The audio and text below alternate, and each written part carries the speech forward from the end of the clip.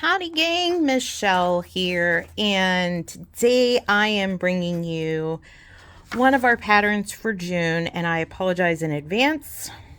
My paw is in my temporary cast right now, so I'm kind of limited, but this pattern is going to be fun and really easy to do, just like every other pattern. I have obviously the video, but I have this handy dandy chart down here, and I've went ahead and I boxed off in red where the main stitch of this pattern falls. And with this one, it's worked in multiples of 8. So for me, with this one that I did, I made a headband out of it. It seems to be something that everybody loves, is headbands. But you can use this stitch for anything. If you want to do a thinner headband, if you want to do a scarf, if you want to do a shawl out of it, it's super easy and really fun to do. So for this particular one, obviously I worked it as a flat panel. And for the edges, I did my clean edge, but I wanted to do a little extra on each side. So I cast it on 16 plus 4 for this particular one. And that gave me 20 altogether. And I'm using the KB baby loom, which is a 3/8 gauge. You can use any loom that you want, any yarn that you want, and make anything that you like. If you want to do this as a hat, it will work as a hat. Just keep it in multiples of 8. 72, 80, 36, 48. You guys know. Anyway, so we are going to hop right into this now. For this one, like I said, I'm doing a headband. And I've already worked this up, but what I did, obviously, you guys know I love to mark my looms. That's what I did over here. But after I finished the stitch for this particular one, because I'm making it a headband, but I'm making it one that can be tied, I casted it back on over here. I put everything from the cast on row back on here, because when I was done with this side, I went ahead and I made this and then the I-cord. So that way it looks cleaner. Now, if you want to make it where you want to connect this I-cord, I'm making it long enough because I'm giving this to a friend of mine for her daughter. I made it where it can be tied. So if she uses it for a long amount of time, it'll grow with her. Or you can make it where it just is one complete piece, or you can make it where you just have this right here and then a shorter I-cord and then connect the I-cord to the other side. Lots of options with this. So, and again, I apologize. My paw is still messed up. I'm going to be in a cast for a while.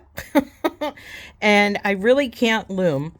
But what you're going to do is you're going to cast back on. And for me, because I've already cast it off and everything like that, I have a slip knot here. And again, please bear with me. And I'm going to pop this on right here. Okay.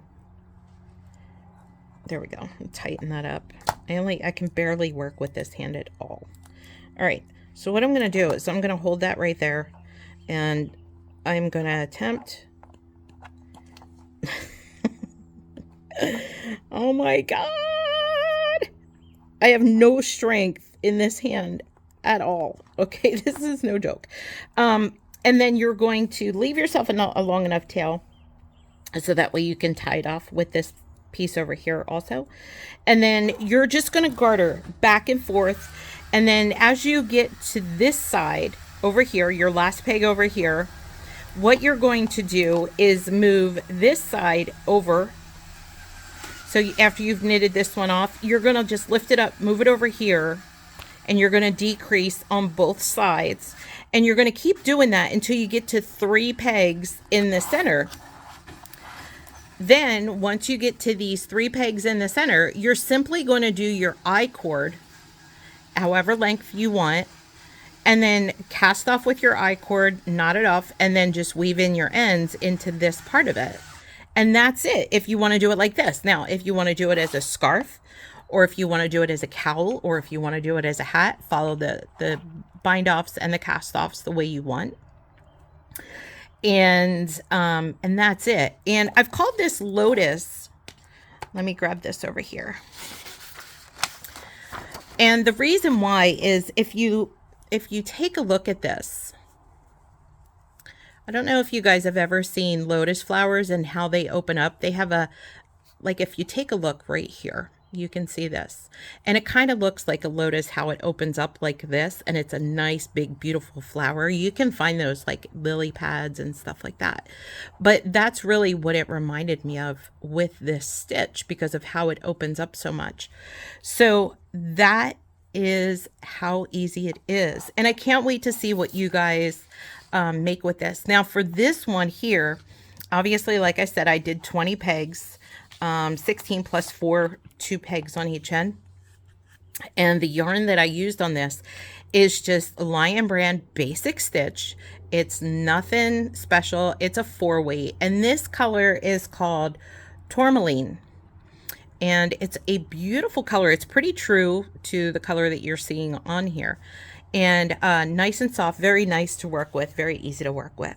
So there you go. And I can't wait to see what everybody creates with this. I do have another project finished for July that I'm going to be working on, but after that, everything is going to be done by Becca for a few months because this is getting a new cast this coming Friday. And or actually, by the time you guys see this, it'll already have a new cast on it. New cast is June 3rd.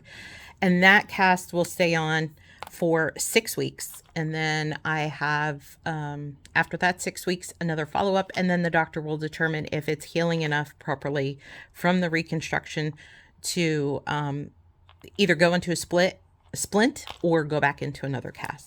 So there you guys go. Wanted to give you an update on that. I'm miserable because I can't do anything with my hand. And yeah, so there you guys go. Thank you so much for all of your patience, all of your love, all of your support. I can't tell you guys how much it means to me during this time and always, because I feel I'm completely useless in my everyday life. And I love that you guys help lift me up and keep my spirit, feeling so positive. So I love you, gang, and I will see you soon.